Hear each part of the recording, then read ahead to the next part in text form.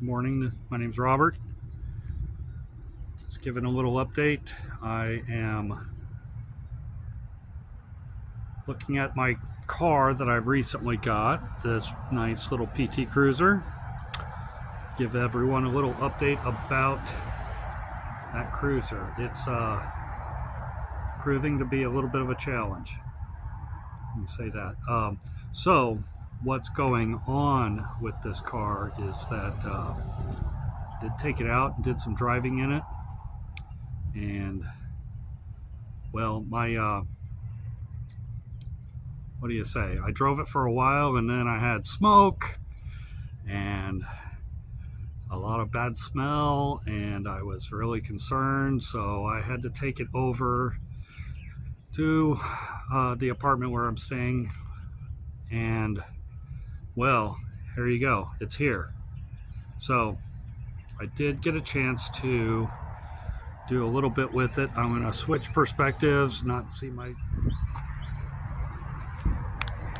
Well, here we are back at the PT, and like I said, after driving it and looking at stuff, I was, it had a rough idle, which, gosh, I've been in lots of cars that have had rough idles, and, well, so I decided to put the car,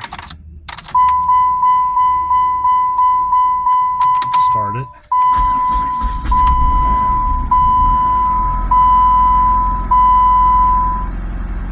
kind of smooth, not so bad.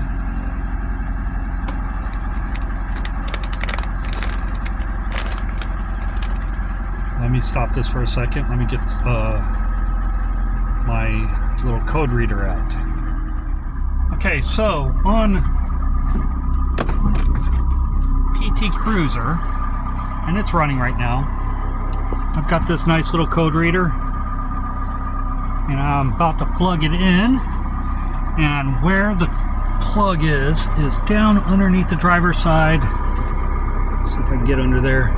There it is right there. That's where you can plug the little code reader in, and let's do that.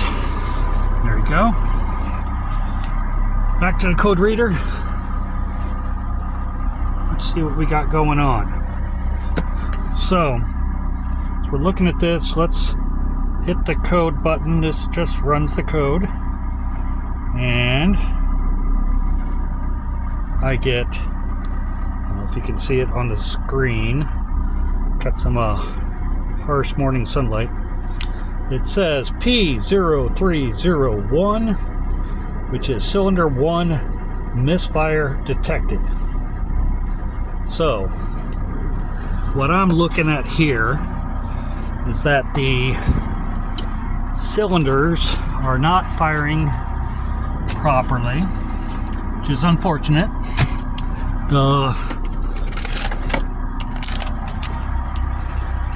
thing that's unfortunate is that I've already addressed the most common cause, which is faulty spark plugs, and it is still misfiring, which means I've got some problems going on with a few different things. I could have bad compression rings, that's a bad one. I could have bad fuel injectors. I could have something cracked where I'm getting extra air or vapor in there. I could have, faulty fuel lines, or something wrong with the fuel pump where it's not giving enough fuel to that particular cylinder. A number of things.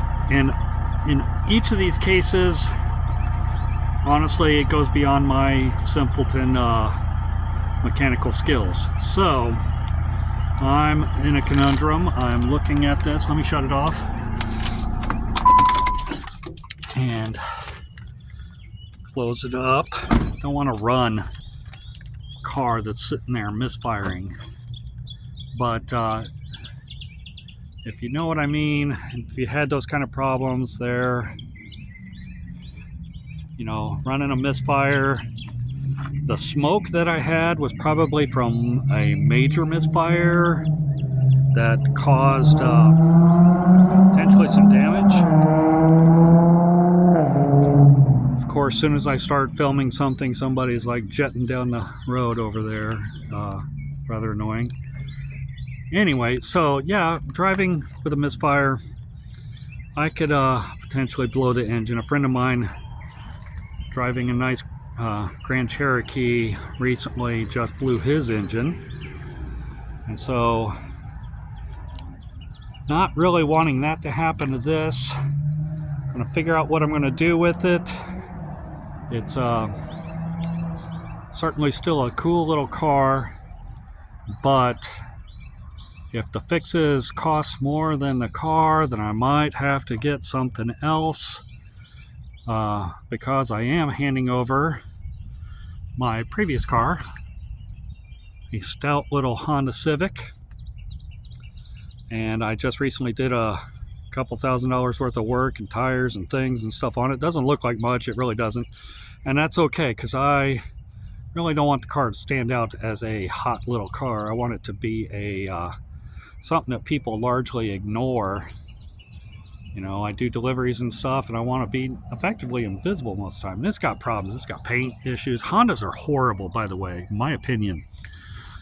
That early 2000s, my goodness. They just had the worst paint available.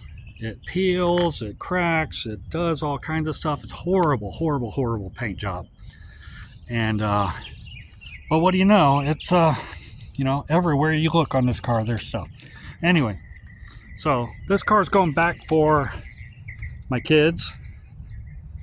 It has served me very well, and I was really kind of sad to get rid of this car. But there you go. You know, I'm in this car and giving me problems. So I am having to do a lot of improvising and doing weird stuff. But anyway, this is my effectively one of my days off. I worked a lot yesterday, got some appointments later today, so I decided to just take the day off and shoot a little video. My days off, not really like a day off. It includes, look at all this crappy brush out here by this apartment. My days off are effectively laundry days and cleanup days and make things nice, and I usually coincide them with appointments that have to be done, my mother and stuff, and we shall go. If you guys know me, you know the sort of things that are on my plate. If you don't know me and you're just looking at stuff, yeah, I'm in central Tennessee, near the Nashville area, and I'm enjoying it because spring is starting to feel like it's around again. We just got done winter. But yeah, there you go, cars. What can you do? You got to fix things, got to get things done. Anyway, I'll let you guys go. It's been a pleasure. Keep you updated as I do. Talk to you later.